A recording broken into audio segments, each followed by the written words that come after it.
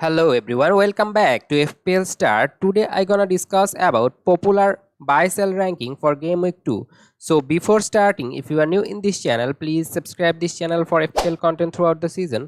Now let's start.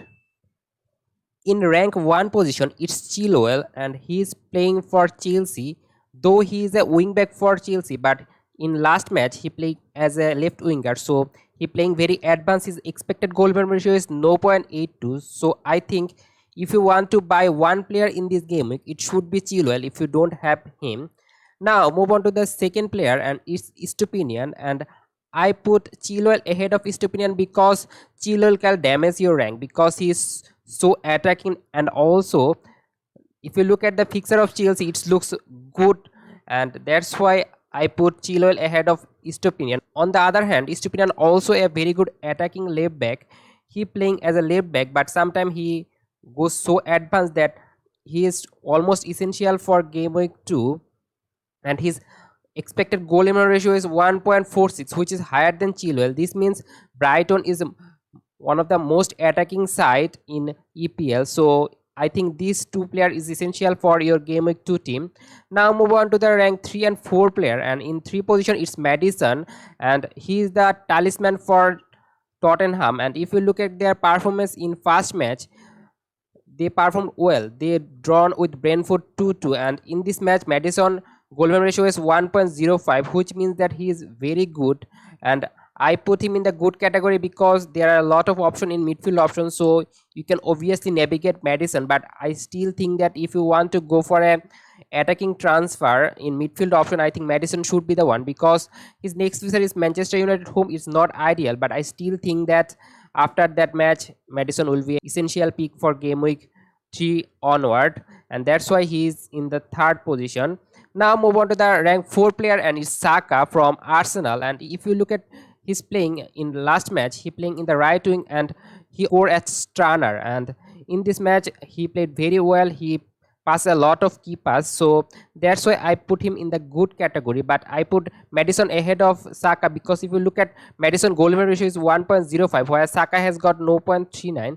This means Madison is more advanced than Saka and has got more capability to score point, and that's why Madison ahead of Saka. But now I will move on to the rank 5 and 6 pick, and it's Joe Pedro. He has some concern about his rotation, and that's why he's in the 5. And also that after game week 3 their fixture run looks tricky, and that's why Joe Pedro in the 5th, but he's a good pick for game week 2.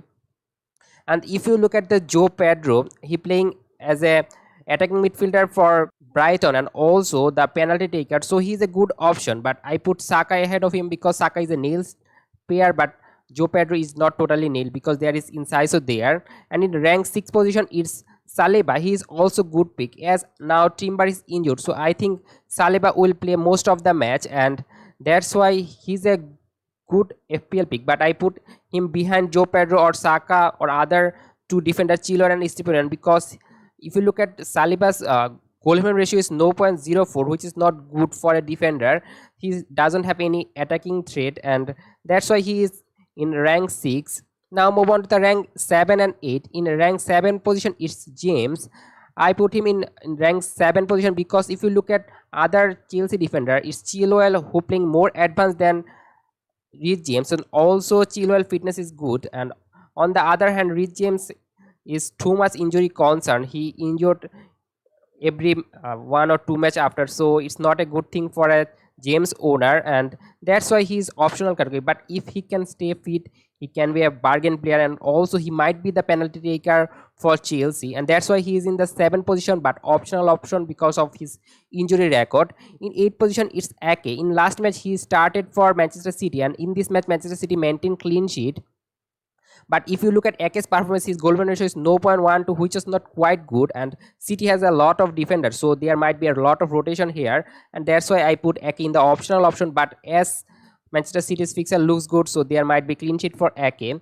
Now I'll move on to the rank 9 and 10 player. And the most buy player for game week 2 is Isak. 318k manager already transfer him in, but I put him in the ignore category because if you look at his fixture next 3, it's Manchester City away, Liverpool home, and Brighton away. Those are one of the best attacking side, and also the are very good defensive side also. So that's why I put Isak in the ignore category, because he can obviously score goal, but he has got some rotation issue of Wilson, and also his fixture run doesn't looks good. So that's why Isak in the 9 position, and in page 10 position it's Rodrigo, and I also put him in the ignore category because he is a defensive midfielder, and in last match he scored 1 goal and 1 assist, but I don't think it will happen in every match, and that's why he is in the ignore category, and it's a straightforward ignore. You should ignore Rodrigo for your team.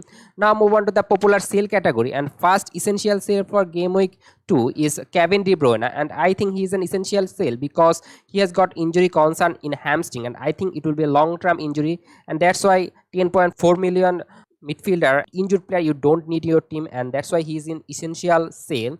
And second position is Timber. He also got injured in first match, and I don't think he will play in next few matches, so he's also an essential sale.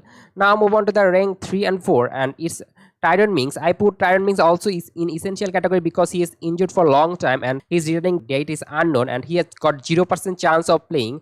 If you look at De Bruyne and Timber, their price is so high, but on the other hand Mings is just 4.5 million defender, so you can obviously bench him. So that's an essential it's sale, but you should priority Kevin De Bruyne and Timber if you have these two players in your team. The rank 4 position is John Stone. In last match he didn't play a single minute, he was injured, but in press conference Pep Guardiola says that he might be ready for Newcastle home, but I don't think it will happen. He might be ready for Sheffield United away, so you can obviously bench him for game week 2, and that's why he's good sale but not essential. Now move on to the rank 5 and 6, and in rank 5 position is Trippier from Newcastle, and if you look at Newcastle fixture, I already tell that it's too hard, and I don't think that Newcastle will maintain clean sheet in the next 4 fixers, so that's why I think Trippier sell is a good sell. But obviously Trippier has got attacking threat, and that's why Trippier can give you point. Trippier is a good sell for game week 2. Now move on to the rank 6 position, and it's easy. In last match he was a disappointing player because he created a lot of chance, and also he played very well football, but still he didn't get any attacking return. And if you look at his goal and ratio is 1.37, but his next match is Arsenal home, so you can obviously sell him because he has got hard fixer. But other than, if you look at his performance, it's quite good, and that's why I put him in the optional category, that if you want to go for a good fixer player to play, then you can obviously sell AZ.